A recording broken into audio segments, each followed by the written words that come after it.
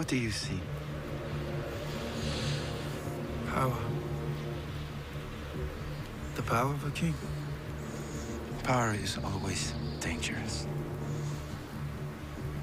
It attracts the worst and corrupts the best. I never asked for power. Power is only given to those who are prepared to lower themselves to pick it up. Have you ever watched someone who lies, manipulates, and tramples over others climb to the very top of the ladder? The executive who takes credit for others' work, the politician who breaks every promise, the celebrity who treats everyone like dirt. Meanwhile, good people, people with integrity, who play by the rules, often struggle just to get by. Is this just how the world works? Is there some unspoken law of the universe that rewards the worst among us?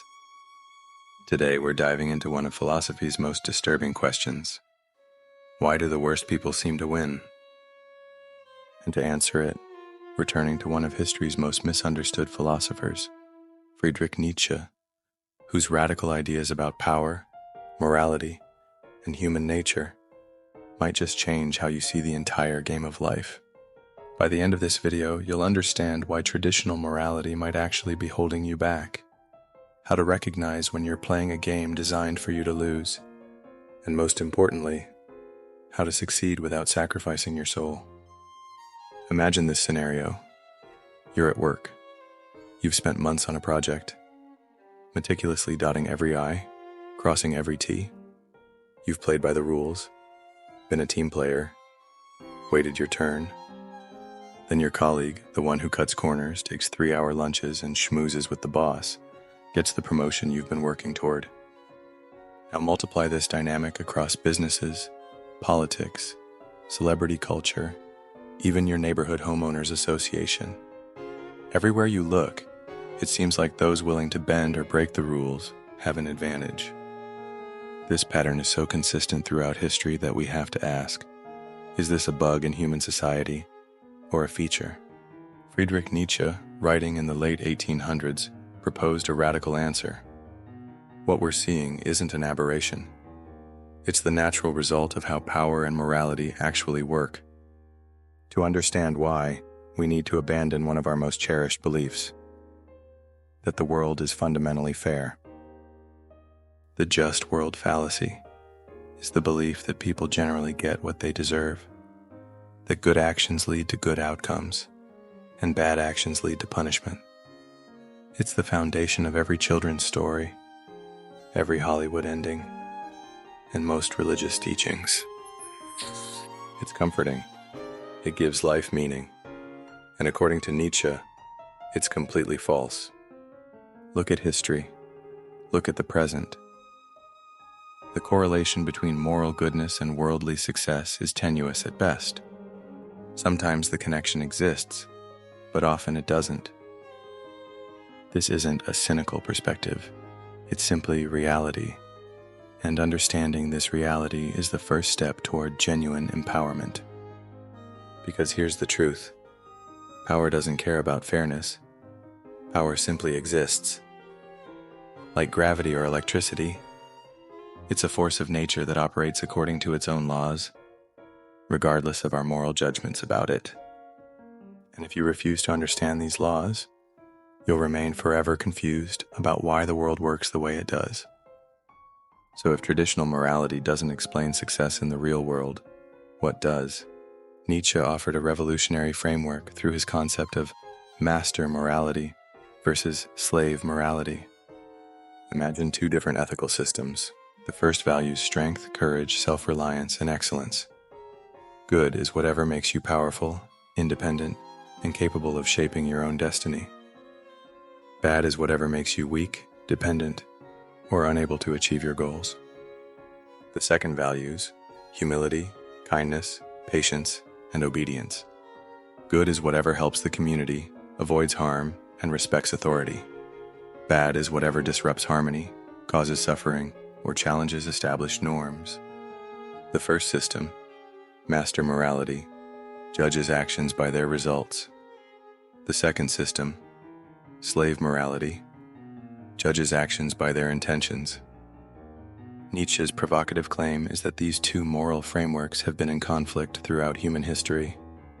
Master morality originated with the strong, the conquerors, the aristocrats, those who had the power to define their own values. Slave morality developed among the oppressed, who reframed their inability to assert their will as a moral virtue. Now, before we go further, let me clarify. Nietzsche wasn't advocating for cruel domination. He was describing a psychological and historical pattern, and his observation raises a profound question. Has conventional morality, with its emphasis on humility, selflessness, and obedience, actually served to keep good people powerless? Think about it. We're taught from childhood, don't brag about your accomplishments. Put others before yourself. Wait your turn. Respect authority. Accept your lot in life. These rules create order. They enable social cohesion, but they also create perfect conditions for the ruthless to thrive. Because when good people restrain themselves, who's left to grab power? Those who don't feel bound by the same moral code. To be clear, I'm not suggesting we abandon all ethics, but I am suggesting that if you don't understand this dynamic, you'll remain eternally confused about why ruthless people often succeed while the virtuous struggle. At the heart of Nietzsche's philosophy is a concept that's been wildly misinterpreted: the will to power. Most people assume this means dominating others, forcing your will upon the world through manipulation, coercion, or violence. But Nietzsche's insight was far more nuanced. The will to power isn't about controlling others. It's about mastery of oneself. It's the fundamental drive to overcome obstacles, to grow stronger, to become more than you are today. This drive expresses itself differently in different people. For the artist, it's creating something new. For the athlete, it's breaking previous limits. For the entrepreneur, it's building something from nothing. For the parent, it's raising children to be strong and independent. In its healthy form, the will to power is creative, not destructive. It builds up rather than tears down.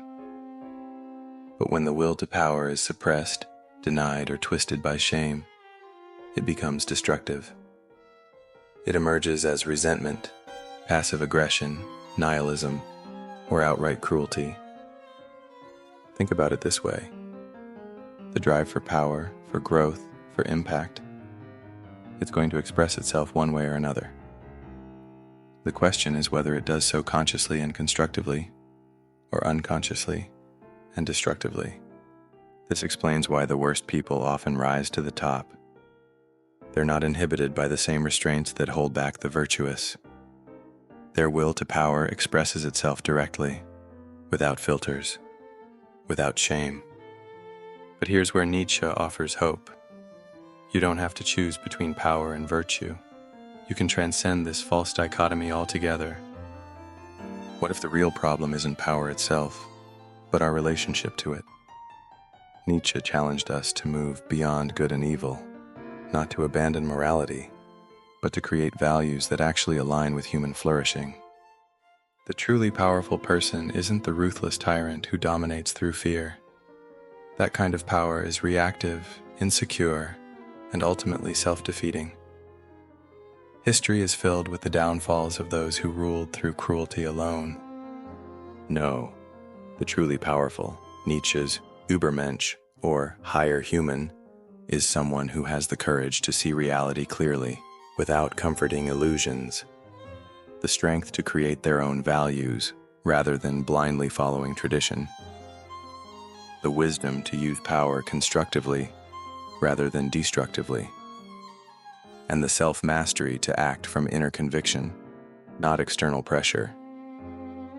This higher human doesn't need to exploit others because their power comes from within. They don't need to tear others down because they're secure in their own worth.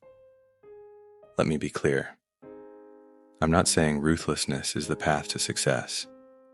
I'm saying that understanding power, its dynamics, its expressions, Its potential for both creation and destruction is essential if you want to navigate a world where the worst people often seem to win. Because once you understand power, you realize that the worst people don't actually win in the long run. They may achieve temporary dominance, but they remain slaves to their own impulses, insecurities, and the resentment of those they've harmed. True victory belongs to those who can wield power ethically, not by rejecting power, but by transforming it into something creative and life-affirming. So how do we apply these insights in our everyday lives? How do we succeed in a world that often rewards the ruthless without becoming ruthless ourselves? Here are 6 principles derived from Nietzsche's philosophy. First, embrace reality, not illusions. Stop expecting the world to be fair. It isn't. Stop waiting for justice to magically appear.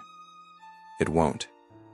Instead, see the world clearly, without the comforting myths we tell ourselves. This doesn't mean becoming cynical. It means becoming strategic. When you understand the actual rules of the game, you can play it more effectively. Second, develop strategic empathy. The ruthless understand others' motivations, desires, and weaknesses, and they exploit them. The wise understand the same things, but instead of exploiting others, they use this knowledge to build mutually beneficial relationships. Strategic empathy means understanding what drives people, recognizing potential conflicts before they arise, and creating win-win scenarios where possible. Third, build inner strength. External validation is a trap. The moment you need others' approval, you've given away your power. Instead, develop an internal foundation that doesn't crumble when faced with criticism, setbacks, or opposition. This doesn't happen overnight. It requires consistent investment in your physical health, mental clarity, emotional resilience, and spiritual depth. Fourth, master controlled assertiveness. There's a world of difference between needless aggression and principled assertiveness. Learn to set clear boundaries, speak uncomfortable truths when necessary, stand firm in the face of manipulation, say no without guilt, and ask for what you want directly. These skills don't come naturally to most good people, but they're essential for preventing exploitation by the ruthless. Fifth, create real value. The ruthless take. The wise create. Building something of genuine value, whether it's a business, an idea, a community, or an artwork, gives you a kind of power that doesn't depend on dominating others. When you create real value, you don't need to play zero-sum games. Your success doesn't come at others' expense. It elevates everyone involved. And sixth, practice selective ruthlessness.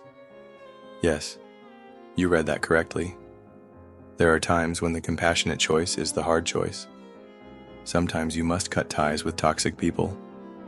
Fire the employee who's poisoning your culture, stand up to the bully even when it creates conflict, or choose temporary discomfort over long-term harm. This isn't about becoming cruel. It's about recognizing that unchecked niceness can lead to greater suffering in the long run. The truth is, power isn't going anywhere. It's woven into the fabric of human society. The question isn't whether power will exist, but who will wield it, and how. Would you rather leave power entirely in the hands of those without conscience?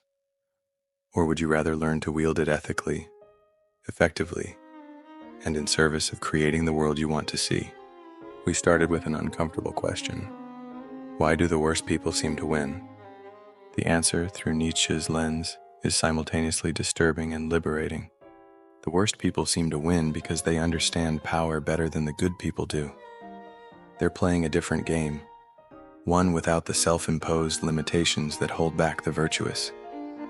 But here's the liberating part. Once you understand the dynamics of power, you're no longer forced to choose between effectiveness and ethics. You can transcend this false dichotomy altogether.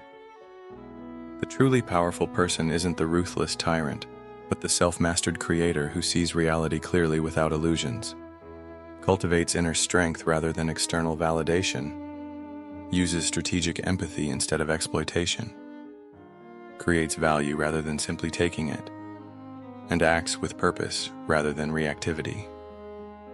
This isn't about dominating others, it's about mastering yourself. It's not about accumulating external markers of success. It's about living with such inner conviction that your life itself becomes a creative act, a work of art shaped by your highest values.